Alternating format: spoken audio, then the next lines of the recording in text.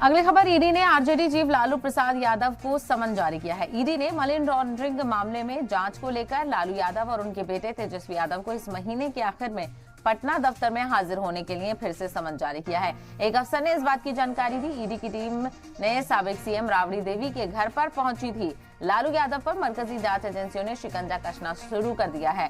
लालू यादव को 29 जनवरी को पेश होने के लिए कहा गया है, तो वहीं तेजस्वी यादव को 30 जनवरी को बुलाया गया है। लालू यादव और तेजस्वी यादव को पटना के बैंक रोड में वाक़ ईडी दफ्तर में हाजिर होने के लिए कहा गया है। दोनों इस मामले में जारी किए गए पिछले समन पर पेश नहीं हुए थे और एक बार फिर से समन जारी किया गया है। ये अभी बताते चले, मुबैना घोटाला उस वक्त का है जब लालू यादव वजीर रेल थे।